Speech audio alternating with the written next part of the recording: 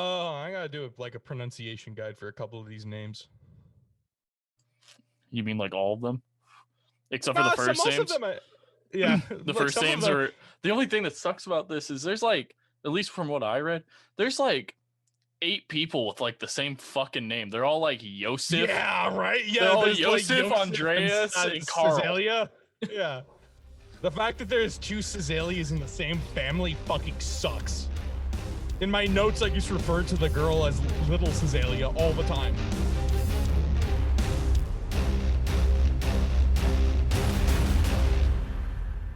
All right, and welcome back to this new episode of Drunken Jurors, everyone. I am Jeff.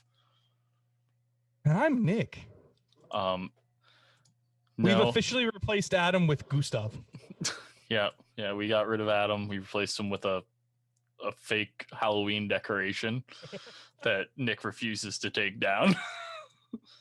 Now, Adam was busy for all the times that we could record, so we decided we're going to put the little series we're putting on hold. It'll be back next episode. But Nick and I have a fun little... So much bourbon. Like, conspiracy-esque type of a thing. Something I learned about yesterday, and after reading about it, it's very fun and this is horrible. By far my favorite true crime conspiracy paranormal thing. It's my favorite. Like when Jeff said, "Hey, I want to do a true crime podcast," I'm like, "Hey, can we do this at some point?" And he's like, "No, because you know about it, and we don't want that." But since Adam's gone, really the dead weight of the group, if we're being honest, we can do this. We can do this gruesome, confusing, crazy murder. It's a lot like it's a lot like Jack the Ripper, where the theories have taken over like actual evidence because it's so far in the past that there's no way to actually ever find out. Like we'll never actually know. Okay, so this means I know something that you don't, because I do know. At the end, I gotta write it down to remember that I know something that you don't. But yeah, I mean, no, Adam, we're not replacing Adam. Adam just couldn't be here.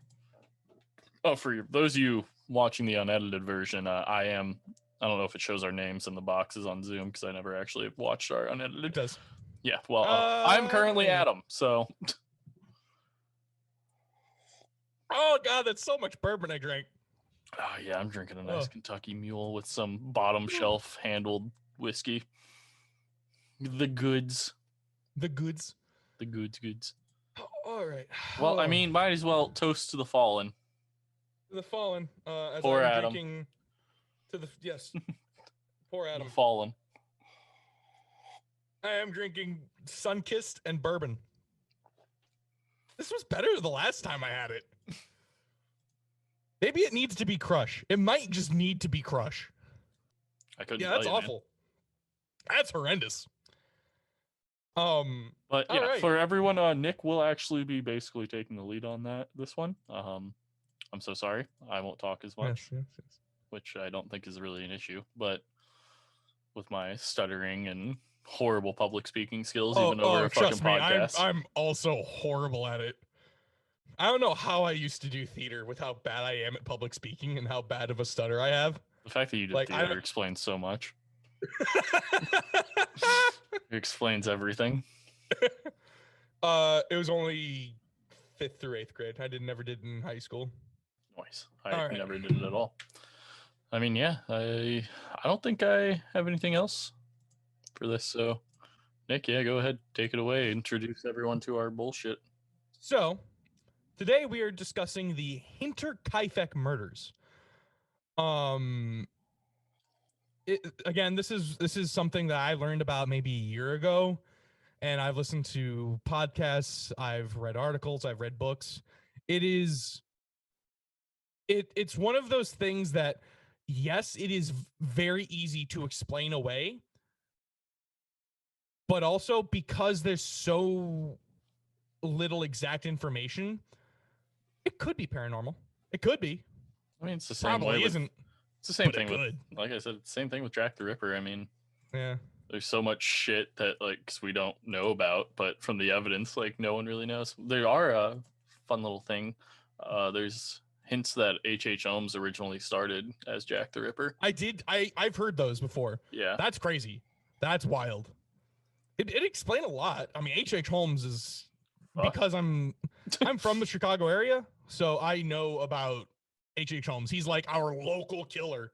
Well, we also got John Wayne Gacy, but The man who made clowns not fun. yeah. All right. So I'll dive into it. I can set the tone for you. I have a little quote from the book. All right. Hit me with it. What follows is a story which takes us from the First World War to the vigilante anti-communist militia, from shell-shocked veterans to post-war austerity and economic disaster. Which leads into some of the theories on who did this. Yeah, this is 1918. So this is in the middle of the... I don't know if Bavaria was part of the Weimar Republic. Was Bavaria part of the Weimar Republic? I don't know, but this happened in 1922, my guy. 1920. Oh, this is still Weimar. It's right after World War I. Hitler? Did Hitler come to power in 22 or 23? I don't think it was 30. Right, you're right. Yep. All right. This is the start of basically Nazism, though, like the anti-communism. This is kind of where it all takes place. All right. The Hinterkiafeck farm was located in what's now, I apologize, I was too lazy to look at pronunciation guides. Weidhofen, Bavaria, Germany. A little more than 40 miles north of Munich. The small farmstead built in the 1860s was named for the Kiefeck hamlet, which was a mile north of Hinterkiafeck. Hinter is the German prefix for behind. Farm was owned by Andreas Gruber, 63. His originally wife, well, I got stuff for you. Oh, do you have an original? I was looking for this. I was looking for the original. The house was the house was originally built sometime between 1862 and 1869, because 1862 was like their first was the previous mapping grid that they had of the area, and it wasn't there in 1962, and then in 1862, and then in 1869 when they did another one, the homestead was there. So it was built somewhere in between 1862 and 1869, with the first owner being Johann Assam, who was originally, what's her name? Is it Kazelia? Kazelia. We're gonna go with Kazelia. That was her. How about I actually effort this a little bit and look at the pronunciation? Well, that was her first husband. And if you're wondering how they ended up getting a hold of it, he died 8 years later from just health, I believe, like bad health or something. So, but when she got married to, it was Johann's son. When she got married to her son, in the when they got married, part of the contract, quote unquote, was the house went to them, and then when he died, the house went to her. Zelia. Okay. Zelia. That's a lot of work, but yeah, that's how. I was looking. I was trying to find information on the original owner. So there you go. Anyway, as Jeff said, Andreas's wife Cecilia, who is 72, their widowed daughter Victoria Gabrielle, and her children Cecilia and Joseph. Cecilia was 7, Joseph was 2, and Victoria was 35. I have some info on Cecilia's first marriage. Oh, so do I. We'll get there when we get there. Well, I more meant about her kids, her original kids that they ended up. Oh, none of them surviving. We'll get there in a second. We'll get there in a hot second. The Grubers had also just hired a new live-in maid, Maria Baumgartner, 44. Now, Andreas was what we in the podcasting business call a sack of shit. Yeah, there are reports that he beat all of his children other than Victoria to death. We know he beat Cecilia from court records. Because of this, the whole family wasn't exactly well liked by their neighbors. And you might be thinking, we got. So you might be thinking Victoria's lucky because she survived Andreas's beatings. You're wrong. So Jeff, would you like to hit this one? To hit this little chestnut on the head? She was his personal sex slave. Yes. Did you? There were many. Was it unconsensual? Oh yes.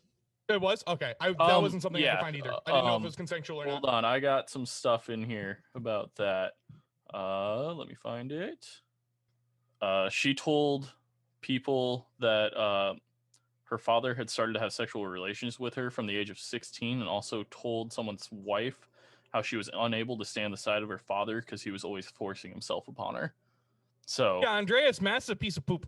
Yeah, it would be like, I heard in this book there was some account. Oh, my bad. Let me tell you my source. My source is from a book called Footsteps in the Attic, a true crime account of the slayings at the Hinterkiafeck farmstead by Edward Chilvers, something like that. I don't know how to pronounce his last name. But yeah, there was like accounts of times when like people and like some of the family would like just walk into the barn or the stable, and then like he would just be like just having sex with her like on like piles of hay or just a table or something. Yep. Now, you might think, oh, that's about as bad as it can get. Now, that's pretty bad, but it gets worse for Victoria. Her first husband, Cecilia's father, was killed in World War I. So she was stuck living with her parents. Now we'll get Jeff, into him on suspects. We're pretty big history buffs. World War I ended in 1918. These murders take place in 1922. Yeah. That would mean that her husband was dead for about 4 years. Little Yosef's too. He died. Little Yosef's too. Oh no, there's a whole reasoning for that. But no, yes, he died in 1916 from something in the book. It talked about his death. Because he's one of the, we'll get into it, but he's one of the suspects later. He died in combat, like coming out of a trench or something. He died like 3 feet from a trench. Someone said like there were a lot of his like combat buddies said yes, he was dead. One of them said that he was shot in the head and his jaw was like taken half off, but they could clearly tell it was him. There's another person who said he got hit by an incendiary. It was like burnt to death. So but I mean, it's possible he did get like, maybe he got shot in the head and then hit with an, I mean, it's possible, but yeah, there are a lot of accounts that it's World War I. It's not, they're not exactly credible anything. Trench, yeah, we'll get into that because yeah, there's like no records of shit for anything. Yeah.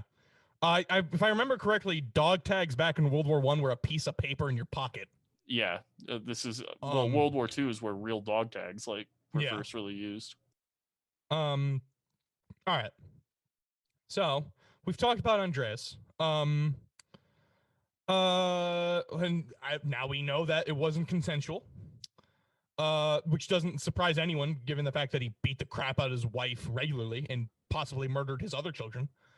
True. But now that we know about this fine family, let's talk about what happened. So, on Saturday, April 1st, 1922, the local traveling coffee salesman, brothers Hans and Edward Shurovsky, arrived on the farm to place their regular order. They walked around the property and were unable to find anyone. While strange, the brothers thought nothing of it and left. On Tuesday, April 4th, the residents of then Wangen, Bavaria, which I believe was his own country then, could tell something wasn't quite right in their small farming town. The postman noticed that the Grubers hadn't picked up their mail from Saturday, and 7-year-old Cecilia was missing from Saturday and Monday school in town. Even stranger, the whole family had missed Sunday services, something very noticeable in the very Catholic rural Germany. That's something that would definitely light off rumors and get people to notice missing Sunday service. Before we go any farther, let me give you a layout of the house. All right. Hit me with it. So layout of the house is if you were standing on the street, the house was shaped like an upside down lowercase r. It was divided into 2 sections, a residence and a barn, so they were attached. Above all this was an attic that wasn't like separated at all. Like you go from one end of the house all the way through the entire house in the attic. And then, but most of the house was barn and stables. So basically, when you walked into the house where like the residence was, you would walk into the kitchen, and then there was like a narrow hallway that led to the living area and the bedrooms. There was also a staircase to the basement that was used for like pig feeding, like a pantry basically. Outside of the house was a tool shed where their diesel engine was, which comes into play later. That's basically what it looked like. You would walk in right here where the kitchen is. I thought the barn was separate from the house. No. It was all attached. That's the whole point of this. The whole thing was attached. It was just, like I said, an upside down R. This is... Ignore this engine room, because that's not right. This would have been outside, but this would have been all barn. And then, yeah, the feeding stables, and then this would have been there. So...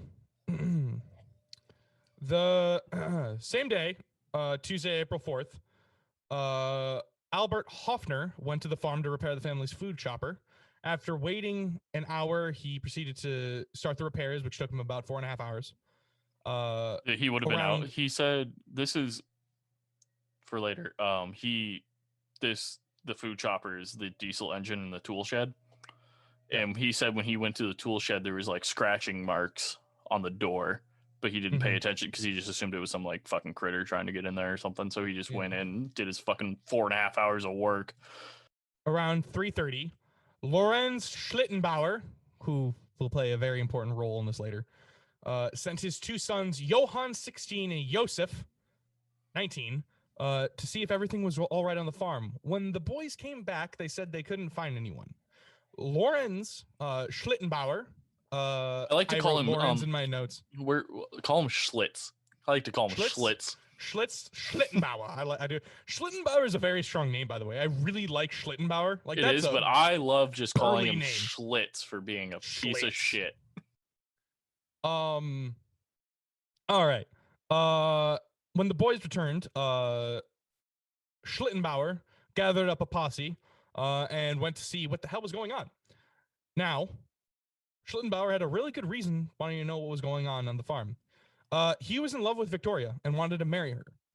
He had asked Andreas for her hand in marriage several times, and every time Andreas yelled at him, telling him to piss off. Mostly because Andreas was fucking his own daughter.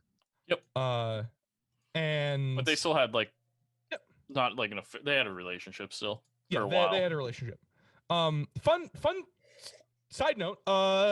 Schlittenbauer also claimed to be little Josef's father. But also not. Yeah, it's weird. Now, we don't know if this is true because there's so many different claims and there's no DNA evidence from the time. But if he was, it would explain why he started breaking down doors once he got to the farm. He didn't break down any doors. They broke down one door. Yeah, yeah. They broke down this whole time over these days, the main barn door was open. I read it was locked. I read that they had to break down the door. No, like they just waltzed in. Well, sorry, your source says that. My source said it was that the barn door was unlocked and open. So we're gonna come across this a lot because there's so many different sources and so many different accounts from everything because no one could get their story straight for this entire thing. Well, yeah, because all the stories came out like years later. Yeah, and so we'll get there in a second.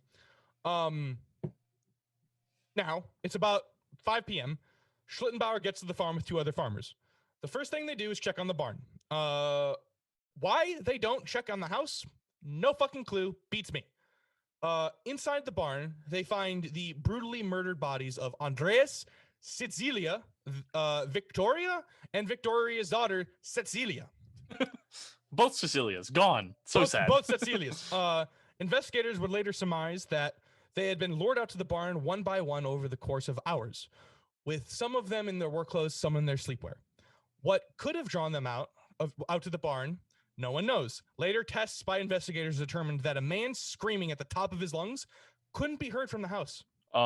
the thing that in this source that says there was a cow that got loose that was like out roaming around in the barn instead of like being in its stable. So they think that's how they lured them out, is they Now, had a cow out. how they can hear a cow but not a man scream, who knows? They're I don't know farmers. how a lot Maybe of he cow is. originally, well, because yet again, some of them are in their work clothes. Maybe he was going out to check on them one last. Like maybe they were If going I out to check on them one last. remember Andreas was correctly, the first, wasn't he? well, no, I'm pretty sure it was Victoria. Then Well, one of them still would have gone out to check. I'm assuming before they went to bed. Victoria, Andreas, and then both Cecilias were found in their sleepwear, if I remember correctly. All right, so this is gonna be very all over the place because me and Nick. it's if anyone knows fucking- Nick and I, one, we suck at getting anything done when we're together, anyways, and two, we did not go over this together. Not the at all. outline, so we Not both at just all. have different sources. So yeah, here we are. yes. Now, what could have drawn them out to the barn? Who knows? Man screaming, a cow, whatever. My Who the source fuck says it knows? was a cow. Because there was a cow loose when Schlitz showed up, is what he said. Yes. Is there was a cow out. So.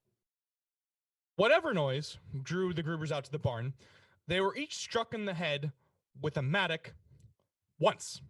Now, a mattock is a German farming pickaxe. It's basically just a pickaxe with like a shorter handle, from what I know. and it has a flat head and everything. Yeah, I mean most pickaxe. Yeah, I guess it's a pickaxe with like the flat crowbarish end on one side. It's kind of got a hoe on it too. Yeah. So, what is very interesting about this is that each one of them was hit one singular time with the mattock in the exact same spot. Now, that's not something you see. Even if someone was lining them up like ducks on a row, you don't hit someone in the head.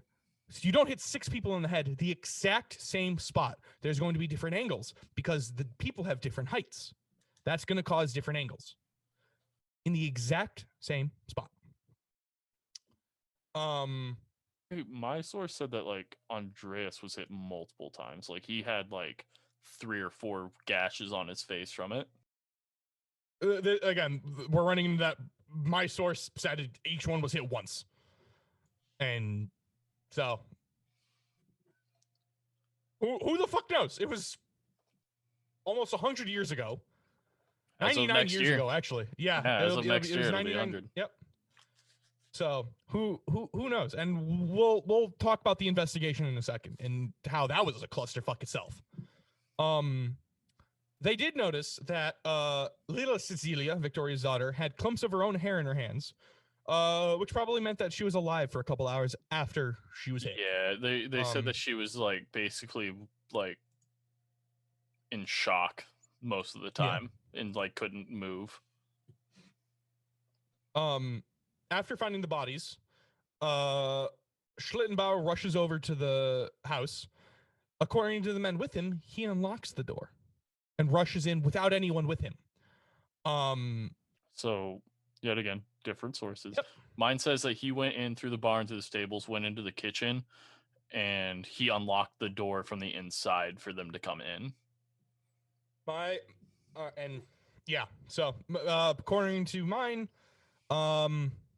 he had a set of keys with him, and he opened the door. There is, we'll probably get into it later, but there are things that lead up to this. Yes. And one of the things is a missing set of keys. In my source, it says he went in and unlocked the kitchen door for people, but when he like on by the door was that missing set of keys was there. In the house, he finds Maria, the maid, in her chambers, and Josef and his crib, both struck with a mattock once in the same spot in the head. Joseph's is gruesome though, because they hit him with the same child. Yeah, he's a 2-year-old infant, toddler, whatever the fuck you want to call it. He was in his crib. They went in and they hit him with basically, I'm assuming probably the same amount of power that they hit the adults with, but anyone who knows children, their brains and skulls are softer still. Yeah. So now, his brains like splattered and shot everywhere. we're gonna make fun of this family mainly because of Andreas, because Andreas was a sack of shit. Andreas is fucking awful. That a being weird said, dude from what's said. Joseph, completely innocent. Both Cecilias. I'm assuming Cecilia the elder was mostly innocent, but Cecilia the younger was. I'm pretty sure she knew about. Child. I'm pretty sure she knew about her daughter being she's molested. 70 years old. She's a 70-year-old wife in the 1920s. The fuck is she gonna do? Yeah, but I mean, like, going through their entire lives, like, she knew they were malnourished and beaten and stuff, obviously. Because back to, like, her, in her first marriage, she had 4 kids, and the only one that survived, there's one that survived, and they moved off on their life by the time she was, like, remarried. And then out of this one, there's, like, what, 3 kids, and the only one that survives is Victoria? Which, yet again, back then, like, medicine's not as great for your little farm. Like, it's still the 20s, though. You get, like, they got penicillin. Yeah, but I mean, like, out in the fucking boondocks, out in the middle of fucking nowhere. We'll talk about Bavaria in a second. Another thing to note, now that we're talking about Maria, this was her first day. She came out that afternoon. It said that when they found her body, her suitcase was still on the bed unpacked, like, not unpacked. Like, she didn't even have time to unpack. Like, she basically showed up, started her work, and then she didn't even have time that night to unpack before she. Yeah. So I think we can chalk her up as having officially the worst first day of any job ever. I mean, yeah. Except for maybe people who, like, this is a dark joke for everyone, but maybe someone who just started their day on the World Trade Centers. Yeah, I'm sure there's someone who had their first. I think those are equally just shit days. Those are equally horrible days. We'll have an episode on 9/11 and all that jazz later, eventually. So, the investigation was led by Inspector Jorg Reingruber from the Munich Police Department. Well, you can't forget that after they found the bodies, they brought 5 people from Munich in. They stayed for 5 hours and went back to Munich and never fucking came back. I didn't know they stayed that short. Yeah, they were there for, they got there, they left it, like, once they got word of it at, like, 6 or 7 p.m., they went throughout the night, got there at, like 10 or 11 or midnight or something. I don't know how long of a drive that is for them back then. And then they were there for, like, 5 hours, and they were back in Munich that morning. And then never came back. Yeah, nice. Well, good police work. When Ryan Gruber arrived on the homestead, I'm sure he was in a hurry, and he was also probably pissed. Now, Jeff, we both studied crime scenes and crime scene investigation. Yeah, how long do you allow random pedestrians to walk throughout the house during the crime scene? Oh, because from what I know, to my question, I'm assuming to my question. Is it like a week, 2 weeks, right? Like to allow people to continue to walk through after the murder that you find? You don't close it off, right? We have to tell our listeners what the most important thing about crime scenes is. Crime scene integrity. Don't touch anything. Yeah, so there was none of that. Now we get to talk about one of my favorite things today. So from my understanding, Bavaria is rural. Very. It's one of the largest German states, with most of its population residing in Munich. So basically, it's kind of like Illinois, where you take out Chicago, you have a population the size of Iowa. But also, you gotta they're not even like close to Munich. They're like what, 40 miles? And back then, that's quite a pretty big distance back then. Yeah, that's a day. Because of this, I'm sure these local boys didn't give a shit about a crime scene. What is crime scene integrity? What's integrity? We don't have it. What's a crime scene? Yeah, right. I don't know. I want to know who is holding them back from just burying the bodies upon arrival. Who stopped them from just doing that? So yep, they died for sure. Yeah, they're dead.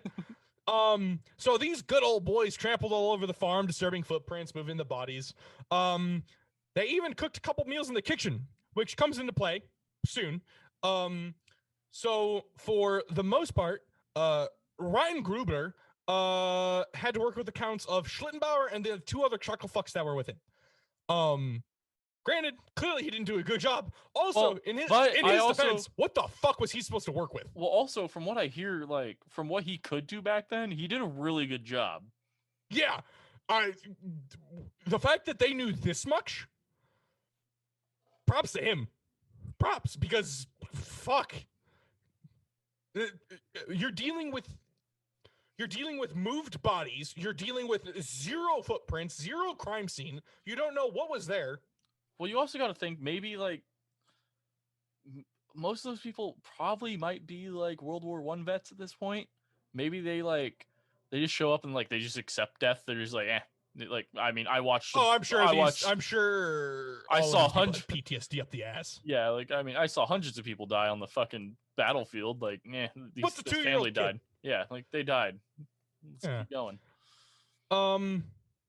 So, one thing that Ryan Gruber was able to determine, granted this is mostly from the accounts of Schlittenbauer and his two associates, the bodies were covered, presumably by the killer, with sheets, blankets, and even hay.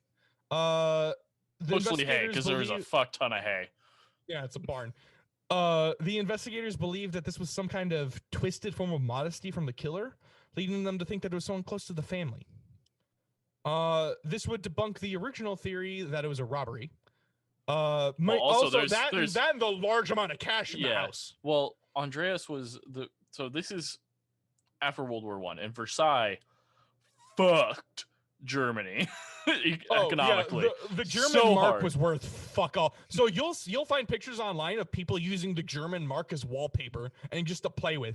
Like they would give bricks of the German mark to people to play with because it was worth literally nothing. It was worth more as wallpaper to insulate your home than it was as a currency. The Treaty of Versailles fucked Germany, and the Weimar Republic, it's amazing it lasted as long as it did, to be honest, with how much in shambles they left it. Well, the thing about it is, with that, Andreas was really smart, and he bought a bunch of gold and bonds and had cash throughout the house. And all of that was still there. So the robbery aspect, and it wasn't like hidden under floorboards. Like it was in a cabinet that was like there. All right. So most of the time when you listen to something about Hinterkiafeck, they'll talk about what happened to the family before the murders. I decided to switch things up because I'm contrarian. So we talked about the murders. Now we're going to talk about what happened in the weeks and months before the murders. Then we can talk about suspects. About 6 months before the murders, the Grubers had a different maid. I wasn't able to find her name. Jeff, you might have. I have. Hold on. All right.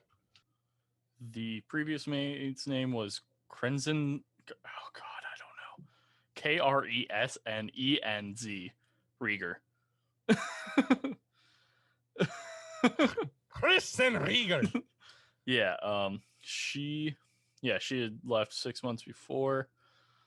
I don't know how. It was a long time though, from what I remember. I'll see if I can find it. But yeah, she had been there for a while.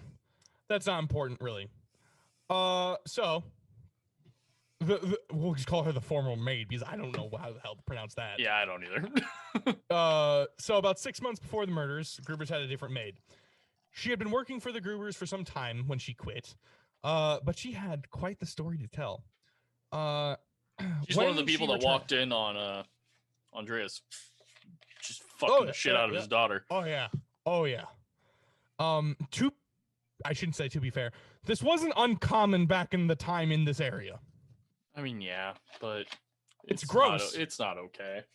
No. Also, I mean, incest even back then was still a crime. Yeah. Because we'll get into that later. I'm assuming because Andreas goes to jail for it, and so does Victoria. When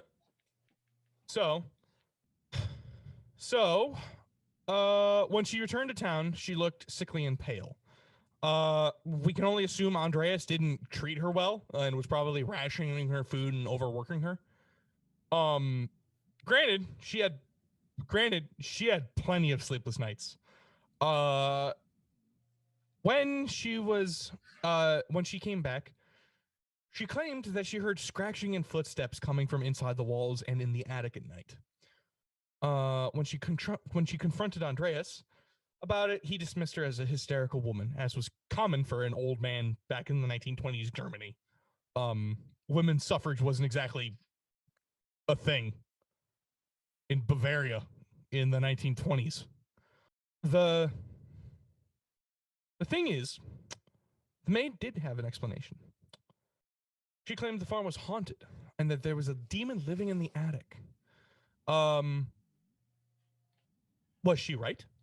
What else would be capable of striking 6 people in the head a single time in the exact same spot with a heavy pickaxe? Did the killer get lucky? Was he guided by a maleficent, anti-divine hand? Who knows? See, after she quit, Andreas probably had similar thoughts. After the maid quit, the Grubers couldn't find a replacement for 6 months until Maria arrived. In that time, Andreas also started hearing footsteps in the attic. He would investigate and find nothing. Was the maid right? He would also find footsteps in the snow leading to the home and into the house. Footsteps that couldn't have been his kin. What terrified Andreas... They also didn't walk away from the house. What terrified Andreas was that they didn't lead away from the house. Exactly. What made these footsteps? Was it still in the house? One thing is for certain, though. Andreas never said that these were human footsteps. See, my source says that they were. So, but also, the police, I don't think, investigated that part really well. So it's kind of just up to speculation either way. Yeah. What? Of course they're human footsteps. What else could they be? Right? Andreas would later find scratches on the door of his tool shed. Scratches coming from inside the shed. Deep gashes in the wood. Maybe something was trying to get out. Something that didn't leave footsteps in the snow. Maybe because it didn't want to this time. A few weeks before the murders, Andreas lost his keys. Did Victoria give them to her lover, Schlittenbauer? Probably. Maybe. She had taken all of her money out of the bank and made large donations to the local church.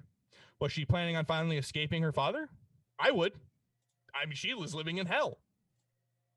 And everyone knows you can buy off the church, so... That is true. I think that was just everything I read, that she was very devoted to the church and like she was in the choir. Yeah, she had a beautiful singing voice and she was like the leader of their choir. So yeah, she was very well liked in the village. Yeah. She was very well liked. Well, she was apparently like a very beautiful blonde woman, like your stereotypical beautiful German woman. Yeah. Maybe so she took out the money, she gave it to the church. She was probably planning to run away. She probably gave the keys. She probably gave the keys to Schlittenbauer. Or maybe she felt that something was going to happen to her.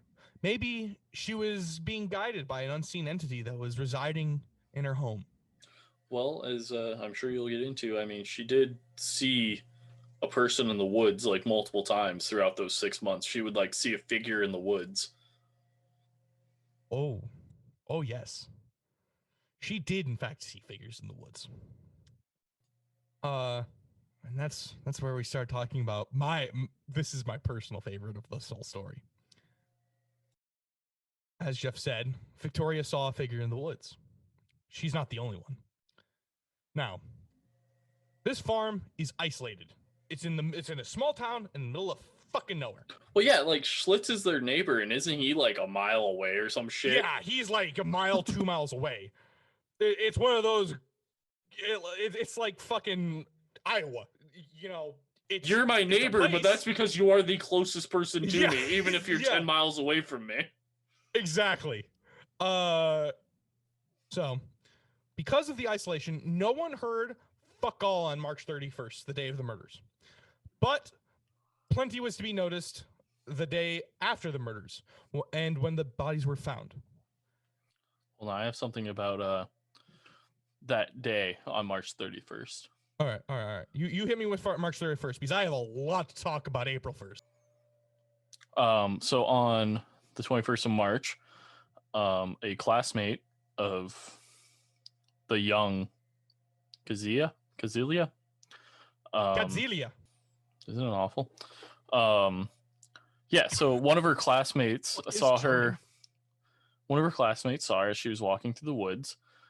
She told that friend how she had. So yeah, Victoria had told a friend how she had seen a strange man in an army coat standing on the edge of the woods watching the farmstead, only to disappear again into the trees when she approached and could not find anything from there. Mm-hmm. But she couldn't,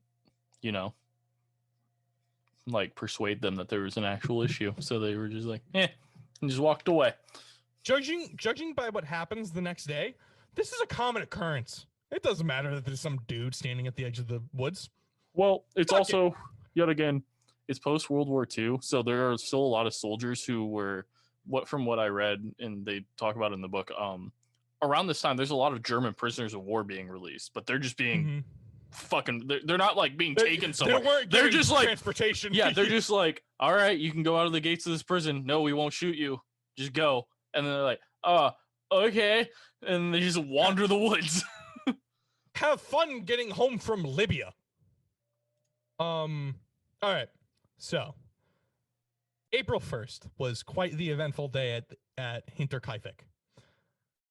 Early that morning, around 3 a.m., Simon, fuck you and having an unpronounceable name. Welcome to Heislander. It's spelled with an R. The first letter is an R, and the name's Heislander. It's got a weird B. Simon Heislander. Everything you just said doesn't make sense for the name. You said it starts with an R and it has a weird B. And nothing in you pronounced had either of those letters. That's how it's spelled. Explain to me how that's Heislander. Oh my god. Explain to me how that's Heislander. I hate that. German doesn't make sense.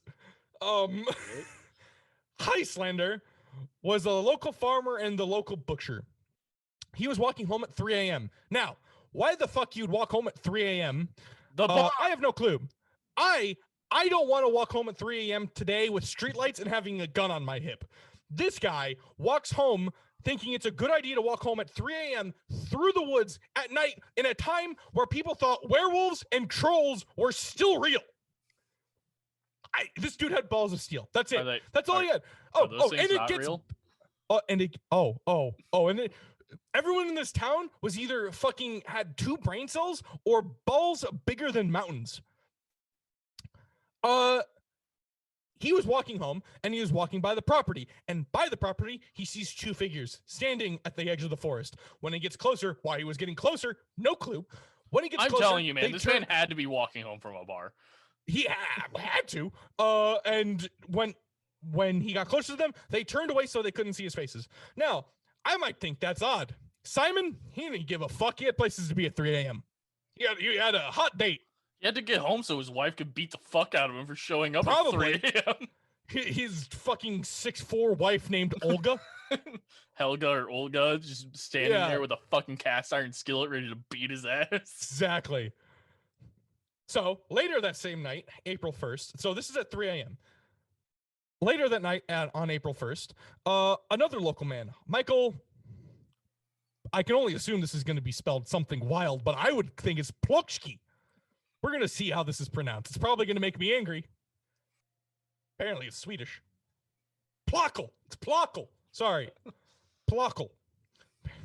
That actually makes sense. That's an I. That's an L, not an I. Michael Plockel was passing the farm. Now, you'll notice that this Hinterkiafeck is a wild place. It is so far away from everything that no one hears 6 people get brutally murdered. But everyone and their brother has to walk by this place to get home.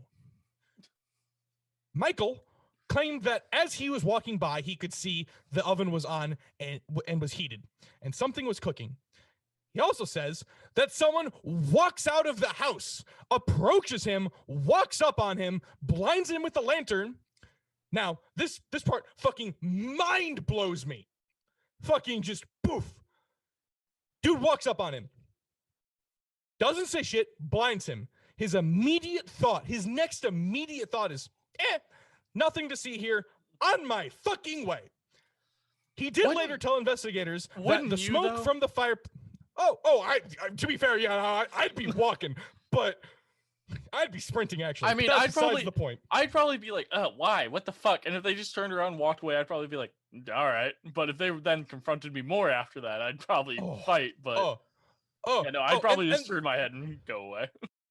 He then later tells people that the smoke coming from the fireplace was disgusting. Now, they didn't investigate this because Larry, Moe, and Curly were getting their Gordon Ramsay on waiting for the boys in blue from Munich.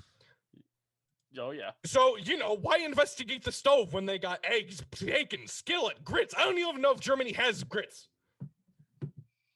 Makes me very angry about all of this. But apparently it smelled disgusting. Now, normally I do some fun, spooky bullshit about how it was a demon or a witch casting a spell with infant blood. But I'm just amazed at the paradoxical nature of this farm in this town. Two dudes in this town. It's in the middle of nowhere, but it's so close to the main road. Or the Hinterkiafeck is so close to is in the middle of nowhere, but it's so close to the main road that it's a resting spot for the entire town on the way home. Two dudes see weird ass shit the same day. The postman notices mail wasn't picked up and finds that strange, even though it was the same day. He notices it's strange on Saturday. The mail is from Saturday. After that's just annoying to me. Now, I mean, it's also not like they were. It's not like the Grubers were the type of people to go on fucking week-long vacations or something. They had a farm. Yeah, but still, maybe a cow got sick. Maybe they couldn't. Granted, he found it strange. To be fair, he did find it strange. He's one of the only people. That same day, so then you have the coffee boys who can't find a soul on the farm and say, fuck it. Same day as all the other shit, the teacher doesn't say shit in a town where rumors and gossip spread like a California wildfire, where everyone knows that daddy is stooping the daughter and no one says shit, that the entire family is missing and there's weird dudes walking around the farm. And you want to know, animals were fed. Yep. The animals were well taken care of and watered. Yeah, yep. So dog was outside, chained up like it always was, fed. They were happy as can be. Now, I am not saying that the livestock could have done anything to prevent this homicide, but the townsfolk noticed about as much as the livestock. The townsfolk are as useful in this homicide as the livestock. Well, another fun thing about you saying like they were well taken care of, we're not talking about like the cows were just fed.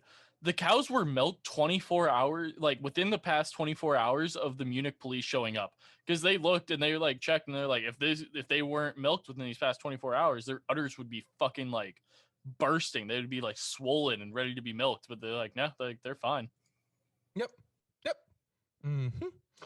A year after the murders, the entire farm was torn down. When it was torn down, they found a mattock, which is probably the murder weapon.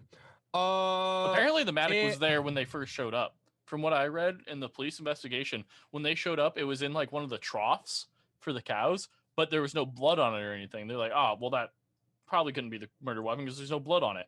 But if anyone knows anything about livestock and animals, exist in 1922. No. If you know anything about animals, especially livestock like pigs and cows, they lick blood. They will. Like, oh, really? They'll lick things clean. I knew pigs. I didn't know cows did that. They're like, the cows probably just licked it clean. I don't know. They might have had pigs too. Who fucking knows? I mean, I know they have salt. I know that there's salt. Like, cows need salt, and there's a lot of salt in blood. Oh, sorry. That makes me angry. That entire rant makes me angry. Now, also back then you have to think you have a farm. It's like a mind your own business, don't ask questions type of a thing. Like, you just go on your day. Yeah. But how 6, 7 people? I mean, No one talks to each other. I mean, you let your communist neighbor put up a bunch of random cardboard signs in his fucking yard while telling you that you're a piece of white trash. Yeah, so. but I also threw a dildo in his gutter. That's so true. I feel like you did do that. Sorry, I guess there was retaliation. there was most certainly retaliation. So, also, so in my research, the attic was found near the remnants of the attic. Now, in everything I read, which actually is blown apart by everything Jeff told me about the attic. Yes, there's a lot of stuff about the attic. Yes. So, everything I read that the attic was closed off. That's granted. Jeff has the original floor plans, correct? I don't know if those are the original, but that's like the. Yeah, it says adapted from the original German layout. So yeah. That wouldn't be something hard to change, would it? It wouldn't be unforeseeable that they would have sealed off the attic for storage. No, I mean, like, I feel like they probably still had a use for the attic for something. I mean, yeah, I don't know. Yeah. I don't think they would have sealed it off though. Or at least put.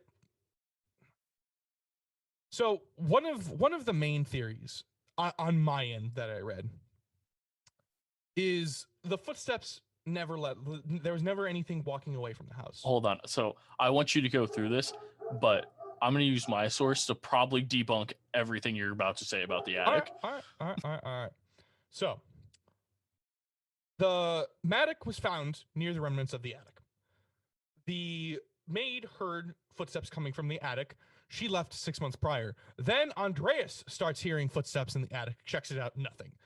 Then he finds footsteps leading to the house, not away from the house. He checks the entire house, nothing. The theory I have, or the theory that I've read, and is one of a bigger one. What if someone or something was living in the attic, following and stalking the Grubers, watching them eat, watching them sleep, learning their patterns, living on the thrill of the hunt? Or, I mean, that first thing you said is very close to what the book says, so. Or was the maid right? Maybe a demon did take up residence on Hinterkiafeck. Maybe the devil himself found the perfect family to be his playthings. Maybe aliens. They saw strange figures in the woods that just seemed to walk away or disappear. Aliens are known for showing up for like 10 seconds and being gone. Yes. Fucking aliens. Wish Carter would have got that shit fucking put through. Did Michael see someone with a lantern? Or was it a bioluminescent eyeballs that overshone and blinded him? No. No? I don't think so, no. Seems a little far stretched. No. As much as I love conspiracy theories and stuff. Is that one a little too far? Yeah, I mean, is the bioluminescent alien a little too far? I love conspiracy theories, but like nothing about this shows like aliens. Like no alien's gonna use a fucking pickaxe to do that. I'll agree. This leans a lot more towards something demonic or haunting than alien, for sure. Or it's just some fucking creepy ass fucking dude who lives in the attic, watching them, stalking them, and just eating their. That's some shit that scares the fuck out of me. Is someone living in your attic, taking your food, watching you sleep, living off the thrill. And I didn't talk about it, but they're Andreas and Victoria had talked about how like they told people that it felt like someone was watching them from the woods. Yeah, because Andreas is in the field every day. From what I read is like he has to like they also he's have, the lead farmer. Yeah, he's yeah. The they farmer. Also like yes they have a barn and stuff on their property like attached to their house, but they also have fields like and there are stories of him like saying like he's out in the field and like he would look out towards the woods and like there's something standing there watching him and like he would like start to walk towards it and then it would just be gone by the time he got there. And then he would go back inside and take out his frustrations on fucking his daughter. So yeah, and beating the crap out of his wife. the normal way of handling that Yeah. situation is fuck. And then You know what would help this? I'm horny. Where's my daughter at? maybe it wasn't Andreas's fault. Maybe it was something living in the house that encouraged him, that controlled him. Maybe his horrible, malicious deeds lured something maleficent to the house. I mean, yeah. If you're going that route, I mean, yeah, like what he does is horrible. So there are bad three spirits. things that on my end make me think. I'm by no means saying that this is a paranormal thing, but I'm going to play devil's advocate. There are three things that push for me that this is something paranormal. The fact that each of them was struck a single time in the exact same spot in the head. That is, again, they have different heights. That's not something you can prep for. That's not something that's easy to do. That is either a fluke or even if it's a heavy medic, like if because they again they have different heights. If you set up like, okay, I'm luring them in, they're each gonna come through this door. I just have to swing and do the exact same swing. Like I'm ready. I'm fucking Barry Bonds. I'm ready. Because they have different heights, the angles are all gonna be different. The location's all gonna be different. Location's the same. I can't wait to go through all this and just debunk stuff for you. Then you have the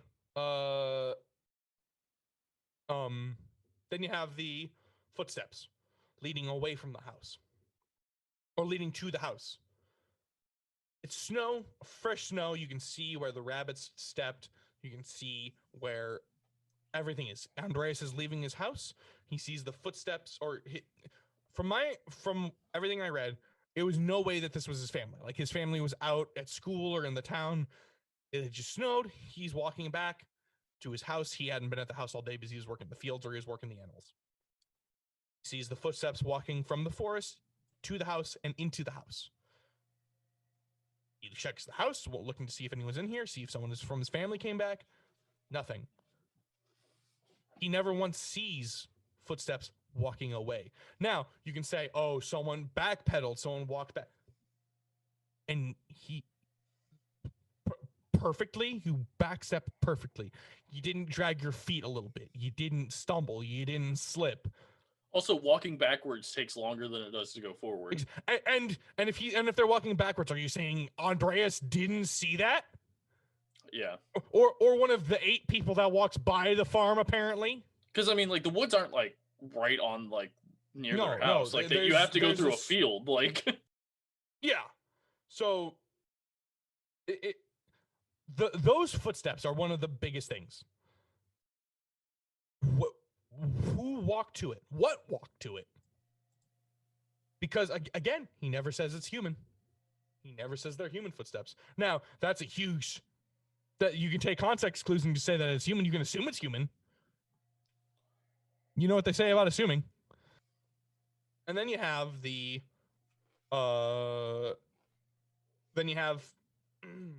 maid. If it was just Andreas who heard it, cool. Who gives a fuck? Andreas isn't a credible source because of what he does. He's a horrible person. Who cares about what he says? The maid's a credible source. Why wouldn't she be a credible source? She hears stuff in the attic. She hears footsteps. She hears stuff inside the walls for weeks. Then eventually she just quits. And then you have no one who comes back. No one. They can't find a single soul. It's 1922 in the Weimar Republic. Well, I don't know if this is Weimar. In post World War I Germany, everyone needs a job, but they won't take this job from a family they know have money. Why? What's deterring people? So what if the dad's stooping the daughter? Not my problem. I'd get paid. I'd feed my family. I mean, that just depends on where your morals are laid, but obviously I wouldn't do it. Granted, I'm not a maid in 1922.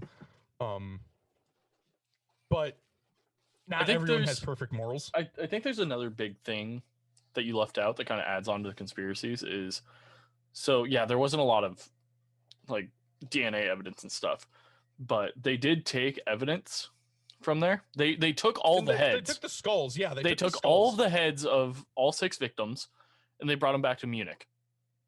They took like other, I don't know what the list of the evidence was, but they took other stuff back to Munich. All that stuff got destroyed in the bombings of Munich during World War II. Yep. All that stuff is gone. Like, they lost all of it. Convenient, isn't it? I mean, that's just a war, Nick. Like that's gonna happen. Like, or was it the devil guiding a bomb, or a demon guiding a bomb that as much as I would love to think that the devil had to deal with World War II and not, you know, the human version of the devil, aka Hitler. I don't think that they bombed their own city, but no. Some stuff about the attic from the book, from evidence logs that the guy read through. So in the attic, it wasn't sealed off. There's a pile of hay that had indents in it that showed that someone was sleeping in it. And there's human feces in one of the corners. And then also, so this person lived, the thought is that this person decided to continue to live in the house after the murders. And like, that's where the cooking of meals, the chimney being on, the animals being fed and taken care of came from. And this is kind of what leads it back to maybe Schlitz did it. But I don't think Schlitz did it because Schlitz had his own family. He had a wife and 2 kids, and they never said that he wasn't not home during this time. So Schlitz also, before he died... Hold on, here's the fun thing about the footsteps, Nick. Yes. They found in the attic a section of the roof where the panels were pulled back and a rope. So the person would have, to escape, pulled back the roof hatches and lowered the rope down and got out. So the footsteps wouldn't have came from the same door, because they would have been on a different section of the house on a week later after the person had been living there. But are you telling me that Andreas didn't walk around his property and find these footsteps? I feel like you would have still found footsteps walking away on the other side of the house. I can't. This is also, he wouldn't have left the house at this point. He would have been living in the attic. So when you say the attic wasn't sealed off, do you mean what? So there's stairs up to the attic. Yeah, it was in the layout. There's a section where there's a section in the barn where there's stairs leading up to the attic. All right. Now, when I say sealed off, I don't mean it's like completely sealed. Yeah. I mean, like, it's like an attic. There's like a ladder or something that you'd have to go up. People from the layout, it looks like it's day. just. It looks like from the layout, it's just a set of stairs. Like, it's just like a second story. But I mean, I'm assuming because back then, it could be a ladder. Yeah, it could be, but it could have just been a ladder. I mean, yeah. I mean, I think that leads to, you know, pretty easy access to the. Let's say like the attic isn't blocked off and it has pretty easy access. Like, it's a ladder or stairs or whatever. Like, I feel like it wouldn't be hard to get to. I mean, I feel like they would have needed to get up there at some point. So, full disclosure, I really don't think it's something demonic or something a demon or haunted or anything. I personally believe that someone was living in the attic for up to 6 months. Yeah, I mean, and if they had, and if they had that, and if they have, the roof pulled back, they have an easy escape every time. Like, you so that way when someone comes up to check, you just hang, or you're just on the roof. Yeah, you just go up. Yeah, you don't even have to take the rope down. You can just get on the roof, and like no one will. Yeah. And if you sit on the patch that, say it's like a little flip, and you come out and you can close it back down, which I'm assuming it is. You could probably just hop up there and then sit on that patch, and then no one would ever even notice that it's fucking open or that there's a little spot there, because they can't move the weight because you're fucking sitting on it. Yeah. I highly think also that, I don't know if they lived up there for 6 months, but I think someone definitely lived. They definitely lived in the house for a time being before the murders and definitely after. Mm-hmm. So if you take the timeline of the maid left 6 months beforehand. Yeah. There's a very good chance she left because she heard someone walking around there at night. Well, yeah, I mean, also, it's not like I doubt they went up there and just checked every day after they heard a noise. I'm sure they were just like, yeah, they're they probably like, just assumed it was raccoons. Well, also, I mean, like, also, I don't see why he didn't check because it was proven that, I mean, Andreas had guns. There's a proven fact that he had guns, and it's not like why wouldn't it's rural Bavaria? They're bears. I mean, also the fact that fucking hunt. Like, how are you gonna get meat other than the fact that you have cows, probably? But were you breeding cows? Mm-hmm. If not, their only source of meat's hunting. Yeah, but if it's a dairy farm, their only source of meat's hunting. I think a thing is that yes, it was someone living in the attic. How long? I don't know. But clearly someone lived there after the murders. It's very obvious. How many people? Even if it's a couple weeks, that's terrifying. Still, and another thing is like, it could have been one, it could have been two, it could have been a group. Like, no one really knows. Like, there's enough hay for a couple people to sleep up there, from what they said. And there was multiple piles of, like, there was just a corner that was just feces. Like, that's so gross. Yeah. That would explain the gross smell that they heard coming from that Simon. Michael smelled coming from the house. Yeah, that would explain it. Burning shit. Yeah, especially if it's close to like where the chimney is. Yeah. Like, well, let me get into my suspects here so we can go through some of these because we've already been. Because we've already gotten. Who do you want to talk about first? Do you want to talk about? Carl? I'm gonna go in the talk about Lawrence. I'm gonna go in the order that he gives them the book, and obviously Lawrence is the first one. Lawrence, all right. Do you think Lawrence did it? I don't personally, because yet again, like I said, he has a family. Why would he live in their fucking? He's got a 16-year-old and a 9-year-old, and a farm of his own. Yeah, and a wife. Like he's. No, his wife died because he was trying to marry. Oh yeah, I don't remember if he got remarried, but yeah, he has 2 kids and stuff. Like, obviously, it would be pretty obvious if like he wasn't home every night, and like he still has a farm to tend to, which, as back then, that means you are doing. I mean, today you still have to do it every day. Now you have a group of people helping you. Back then, it was basically just yourself and maybe a neighbor, but like they're in so rural that like they're the ones doing it themselves. That's why you had 18 kids.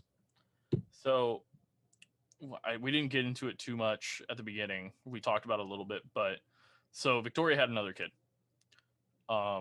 They didn't get married, obviously, but they were like sleeping together and stuff for a while there. Talking about Joseph, right? Yeah. No, I'm talking about Schlitz and Joseph, or Schlitz, Victoria, and Andreas is what I'm talking about right now. Victoria's kid. Joseph. Sorry. We need to talk about this right now because we didn't talk about it at the beginning. There are in this story. There's at least 5 people with the name of Joseph. One of Lorenz's, whatever the fuck his name is. One of his kids' name's Joseph. Schlittenbauer. The original first husband of Kazelia was named Joseph. Their kid, the toddler, is Joseph, and then like one of the people that walked by was named Joseph. And I think one of the cops was named. There's so many Josephs in this fucking goddamn area and in this story that's stupid. Yes, Joseph, the 2-year-old. Yes, there's a thought that it was Schlitz thought it was his because they had a relationship before all this. The reason they stopped seeing each other is because 1, Andreas said no to their marriage, and 2, it was because he knew Schlitz knew that Andreas was fucking his own daughter. And he was not okay with it. He's like, you got to stop that. And he was like, no, my daughter, fuck you. Yeah. And Schlitz thought, yes, Joseph could have been his, but he also knew at the time that basically almost every fucking day she's being pounded by her own fucking father. So he was like, I don't want to take custody of this kid because which is why most of the town thought Joseph was Andreas's kid. Yeah, it's really weird. So people, and the reason that he goes busting in is because he wants to check on who might be his son. Which would explain why he would move the body. If he thinks it's his son, I would understand. From what I read, he didn't move Joseph's body. He moved 2 bodies in the barn.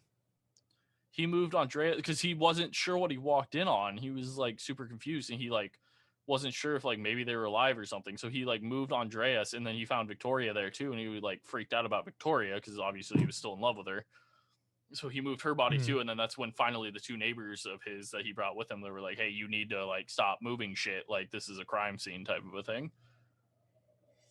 What's that mean? And yeah, apparently they had more knowledge than the actual fucking police. So, before this, we make fun of Ryan Gruber, but Ryan Gruber did a fantastic job for what he had to work with. Yeah, especially in that time.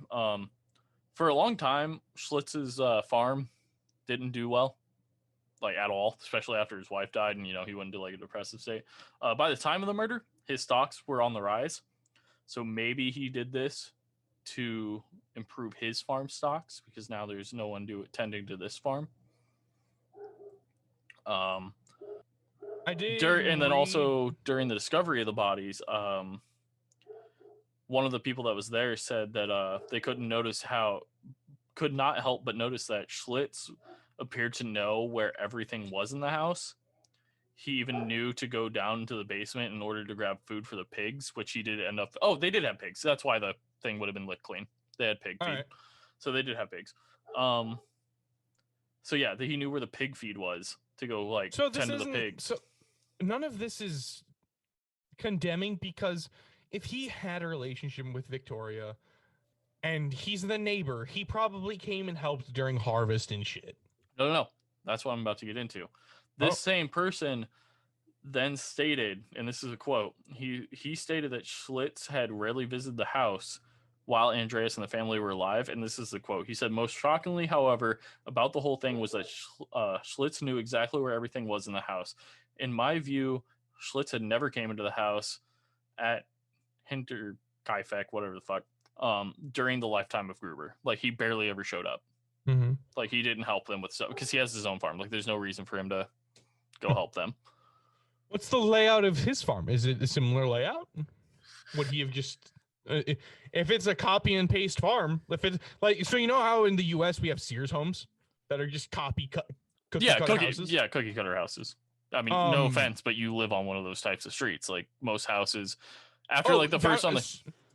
Yeah. So my town has the highest per capita Sears home in the country. My house was built in the 70s, so mine isn't cookie cutter. But on the north side of town, those are all Sears homes, all of them. They don't have central air. That's one of the reasons we didn't move there, was they don't have central air, because they're all old homes from like the 40s. But it's also said that during the time of him, like once they found the bodies, he moved through the house extremely quickly, and like knew where everything was. Like, he knew where those keys were to get like the kitchen door unlocked and stuff, and allow them in. And that was like weird, but it's apparently said that he gets cleared because, like I said, like he couldn't have been like living in their house and like all that type of shit. Like, maybe he did. It's possible that maybe he killed them and he didn't live in their house after that, and he just came over every day and fed and milked the cows and fed the pigs and shit like that. So, another thing is, in 1925, he revisited the site. A school teacher, so they demolished the home the year after, so 1923. They demolished, so a school teacher was walking by and they saw Schlittenbauer at the site of the barn, standing there, looking around, digging. And when confronted about it, he goes, "Well, the ground would have been too hard when they were killed, so the killer would have had trouble digging. I'm looking for where he might have tried to dig." Now, local people thought that this was a condemnation, that, hey, he knows too much about it, but he's also a farmer. He would have known what the ground conditions were at that time of year, because he had to know Germany, it states, and everyone knows that, and at this time of year in March in Germany, they have late winters, so the ground would have still been very solid. Yeah. One thing of note, Schlittenbauer, before his death in 1941, won several court cases for slander.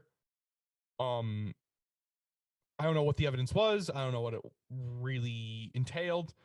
But he won several settlements for slander. There's also a thing about one of the two guys, the guy who had like the light flash in his eyes, said that the description of the guy when he was walking up with the lantern that would have blinded him fit the physical description of Schlitz. All right.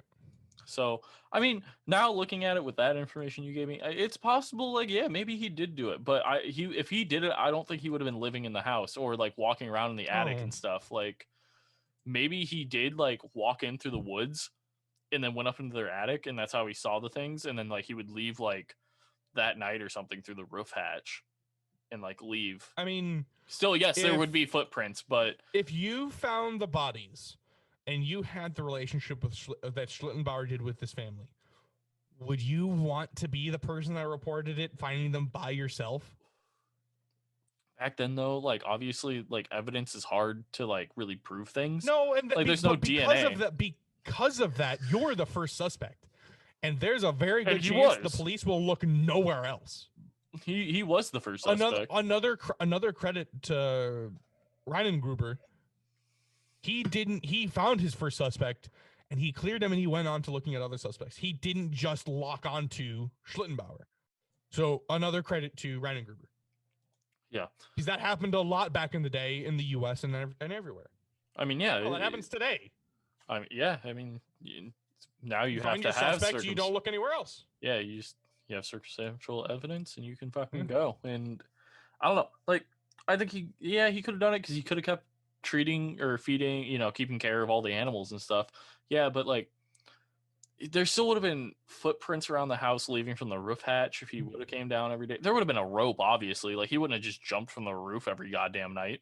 He's not like a young person. Like that would have shattered his knees after like the third time. Plus it's frozen ground. Like it's not like it's gonna like snow's gonna impact the fall a lot. Like you're gonna fucking snap your knees at some point. Also, his kids would have noticed he was missing. It's not like he lives by himself. Mm-hmm. Yeah. I don't know. I don't think it's likely he did it. I don't think it's Schlittenbauer. Suspect number 2, yes, Carl. Sir. Carl. Her husband. Carl. Victoria's husband. Yep. Remember how he said he died in 1916? There are, because of all the casualties that happened in Europe during World War I, it's hard to determine who's who. Like we said, dog tags were fucking garbage back then. It's hard to determine Germany whose body had a is who. conscript army, so it's not like they had records. It's hard to, like figure that type of stuff out. People think that maybe Carl didn't die, and he obviously had lived at the house, so they thought maybe he came back and he was like scoping it out, but didn't know how to like confront it. But he also knew that they had money, and he had huge PTSD and obviously some mental fucking problems at this point because he just witnessed a war. Thought maybe he came back, he was living in the like cabin, like in the attic, and then one day he finally just his PTSD got to him, and he came down and he just fucking lured him in one by one. Knew exactly how to lure him with the cow, lured him in, just fucking one by one, just fucking murdered them. You said about Cecilia seeing a man in a military uniform standing at the edge of the woods. He would have been in an army coat. Yeah. He would have been in an army coat. And he would have killed Joseph because it's not his son. Like he would have seen that Victoria moved on. Yeah. And a softer blow would explain why he didn't straight kill Cecilia. Yeah. Because that's his kid. Yeah. He would be less willing to deliver the killing blow. And the maid, it was just a maid. Like, fuck it. Yeah. Like, fuck that person's life. Yeah. So I don't know if you knew about this. So his body was never recovered. In World War II, there were his body was never recovered. There was the people who claimed that he was still alive said that he was talking about wanting to go to Russia. In World War II, there were reports German POWs reported that there was a German-speaking Soviet officer who said claimed he was the Hinterkiafeck killer. Yeah, he claimed that he was like Gabriel from Hinterkiafeck is what he would go by. So now, several of these soldiers later changed their statements, which does throw shade on it a little bit, but also it's multiple people who claim this. This isn't just one or two guys. Yeah. Next is another Joseph Josef Bartel. He was a guy who escaped an insane asylum like a little bit before these killings, and that insane asylum was only about, I think they said like 70 miles, so it was kind of close by, but not really. But like he escaped like a month before or something, and they think that he was so mentally ill with PTSD and like some like schizophrenia and stuff that he might have been he might have had a military coat and fucking been walking around and staking them out and then living in their attic and then snapped. I'm sure it would be easy to find a military coat with all the surplus lying around. I mean, yeah, I mean, like, fuck. Also, if you just come across a battlefield where maybe they didn't close all the body, like dispose of all the bodies or something. I don't know. There was a quote by a prosecutor talking about Josef, saying, "The hideousness of the fact made the assumption that the culprit would be mentally ill. We came to suspect the baker Josef Bartel of Geisenfeld, who recently resided at the hospital in Gunzburg, but had since escaped, and Bartel already committed other offenses in the area. Despite vigorous efforts, however, Bartel could not be found." Next suspects, Carl and Anton Bichler, something, I don't know. They were known for robberies, like in small crimes like that around the area. They thought maybe they heard about all the money that Andreas had been keeping around. Maybe went and decided to stake it out, live in their attic, and then kill them and like live in their house for a while until they knew they couldn't anymore. Anton had worked on Hinterkiafeck. Yeah, but they had alibis that they were at a bar. People had said they saw them at the bar that night. Also, yet again, none of the money or gold or bonds were taken, so obviously there was no robbery that happened. Like, which is one of the reasons why a lot of these suspects can kind of be ruled out, because like they're a lot. Because after this, most of these people are just they're just people who are in the area. They were in the area. They're in the area and they're known like robbers, basically, like known criminals. Like, but yet again, this wasn't a robbery. Next one is obviously what you just said. The barbarian speaking Russian, the guy who worked at a Russian POW camp who's claimed himself. I read that was Gabriel.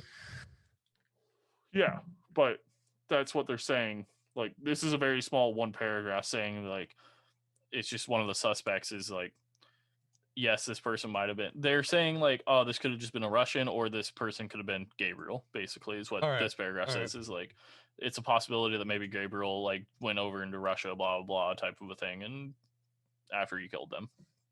All right.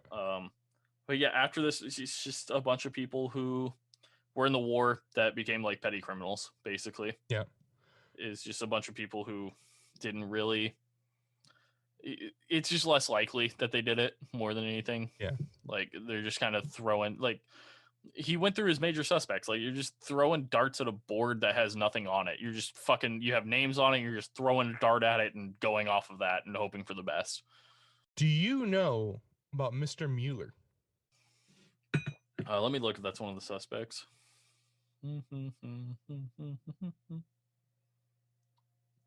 What's his first name? Paul Mueller.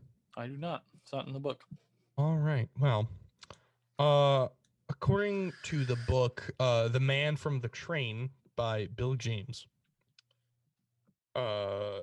there's Paul Mueller.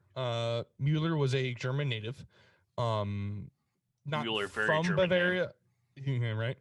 No, it is. Like, I know that's a huge thing from where I'm from. Like, all the farmers, really? Most of the farmers' last names are like Mueller.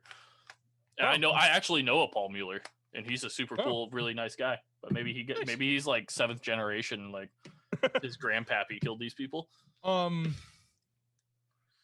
Mueller was thought to be responsible for crimes in the U.S.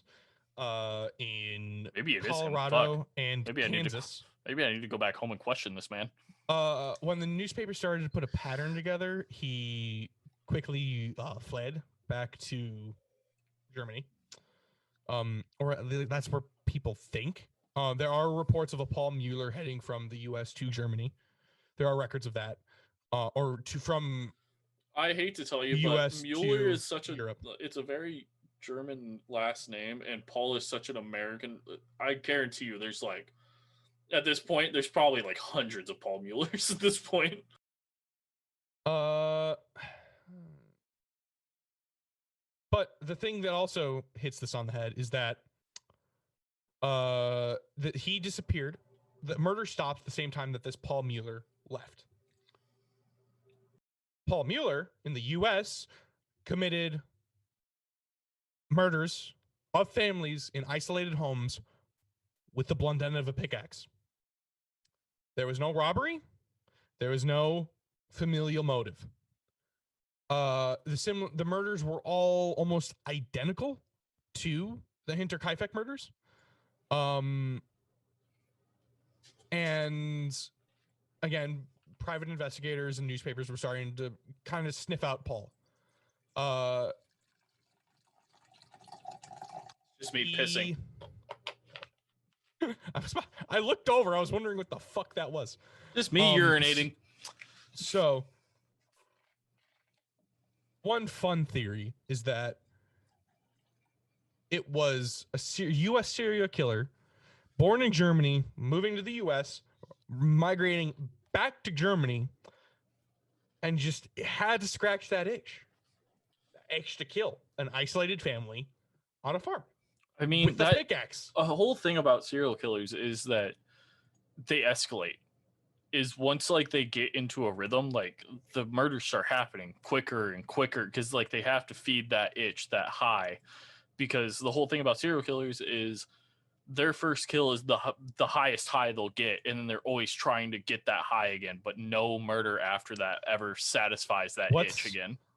What's a greater high than living above the family you plan on killing, than stalking them, learning what they are, learning of their lives? What's a bigger high than following them, than watching them sleep? The greatest prey. Americans, or not Americans, sorry, humans, aka America should be everywhere, but humans are the greatest prey, like, because we're the most intelligent species. Serial killers have talked about it, who were hunters and everything. Like, there are serial killers who would kidnap people, drop them on isolated islands, give them a gun, and hunt them. Yeah, like those movies, that's a real thing. Like that happens. Like cartels do that. Like cartel leaders literally will take people, throw them on in a fucking area, and then just have their soldiers go hunt them because it's the greatest high you can get is hunting other humans. Fucking terrifying. I mean, outside of that, do you have more to go into? We've been recording for almost 2 hours now. One last thing. Did you know that they know who did it? God damn it, no. A Munich crime college figured it out. They did a press conference. They solved the murder. Oh God, why do I feel like this is them butchering it so hard? They refuse to say who it is because of the harm it would do to their family, to the family of the killer. How'd they do it? When did this come out? I'm pretty sure it was like 2012. There's no evidence left after literally all of their evidence got destroyed in 1941 when Munich got fucking bombed. Unless the only thing that I think that they could have found out is maybe tracing that maybe Carl didn't die and he was in fact became like a Russian like POW officer or something. Like that's the only thing I think they might have been able to do. They claim to have done it. They claim to have solved they solved the crime. But we don't want to hurt the but like every couple years people fucking say that they've solved the crime of the Jack the Ripper. But Germany's great crime college, that's like Quantico coming out and saying that they solved Jack the Ripper. Well, the FBI if Quantico comes out and does it, then they did it. It's debatable because I mean I feel like CIA and stuff would lie about that shit all the time. You have to realize our federal agencies aren't all hyped up like what they are supposed to be. I don't know. Maybe they did. I guess I can't say they didn't, but if they would have released the name, I think maybe it would have been more reliable, or at least something that people could fucking talk about and actually come up with. But I don't know. I personally, wrapping this up, I have no idea who did it, but I don't think it was paranormal at all. It was just someone I also don't. It's someone living in their fucking attic doing some real sadistic, horrible, not sadistic, but psychotic, fucking horrible shit. Yeah. There's no and even here. if you insist on giving it something paranormal, it's not like an entity. It's someone, like a possession of someone who was living there or some shit. If you have to give a paranormal something, it's possession. It's not a little ghoul living in the attic. I think it was just some psychopath who found a rural family, staked them out for a real long time, and then acted on it finally when they couldn't hold back anymore. It's wild that they decided the perfect time to do it was when Maria arrived. It's weird. Maybe just because it's like maybe it was just because like, oh shit, there's a new person in the house now. Fresh blood. Well, not even that. It's just like, oh shit, there's a new person in the house now. Like these people have just kind of grown used to like hearing a noise up in their attic, but this person might be like real fuck. I don't know. There's a lot of things you could say. I don't think it's paranormal. I think someone did it. I don't know. I mean, I lean towards. I think Schlitz could have done it, but I lean towards Gabriel. So do I. So do I. But I lean more towards Schlitz because Schlitz would have been able to, but he wouldn't have lived up in the attic. I think Carl probably did it, but I see how people think it's Schlitz because he wouldn't have lived in the attic though. He would have just killed them and then came back every day and like tended to their farm animals and then left. Yeah. I think is how it would have went. So I could see how that would have worked, but he wouldn't have lived in the house for weeks on end. I don't know. Yep. But yeah, everyone. I know this was different. I know it was kind of really all over the place, but I mean that's on Nick and I for that's us. That's us not us communicating. For getting a last second notice that it's just going to be us. I literally read this book at fucking 7 p.m. last night at work because we found out at like 3 p.m. that Adam wasn't going to be able to make it, so we did this super last second. Then Nick and I got on. We're like, let's just record. We didn't decide to. Because like I said earlier, when Nick and I get together, everyone knows that nothing gets fucking done. So you're all lucky that we got this fucking thing out of here. Yeah. But you're lucky it was as succinct as it was. Yeah, we decided not to collaborate on the information we had. This is the first time we've ever done something where multiple people know stuff on the story. So, and we both had different types of sources, and it was kind of all over the place. I think we got all the information out there that we could that was necessary. It's a real fun, fucked up story. I don't know why it's fun, but it's interesting. It's fun to talk about. It's a splash of everything. You got your paranormal, you got your conspiracy, you got your murder. It literally has everything. Yeah, and I don't know. I enjoyed it. It was fun. Adam, if you're listening, if you decide to actually listen to this episode, we look back. We look forward to recording with you next week and actually getting the next part of our Michelle Nodick series out. Got some fun stuff for everyone on that one. But for everyone listening, if you would like to follow us on social medias, you can find us at You Hate to See It. If you want to find us on Twitter, it's at YOUH82CIT. We post clips of our unedited videos to YouTube. If you want to be able to watch those full unedited and get some other stuff out of us for paying a small fee, you can go to a fee of any kind. We have $1, $3, $5, increasing from there, giving you different stuff. Go to podbean.com, type into the search bar You Hate to See It. Up in the right hand corner there's a Become a Patreon. Click on that, then you can decide what tier you want. You can get some stuff at the $5 tiers where you finally start to get the unedited videos. This is right now like a 2+ hour recording. It'll probably be slammed down to like an hour 15 if I can fucking do it, but probably not. This might be the longest one we've ever done. And it was just Nick and I, but yeah, Nick, you got anything you want to say? That about sums up. That makes sense though. If it's just us, let's be real. We knew that this was going to happen. That we weren't going to have any idea, any pathing to this. Well, all I gotta say is,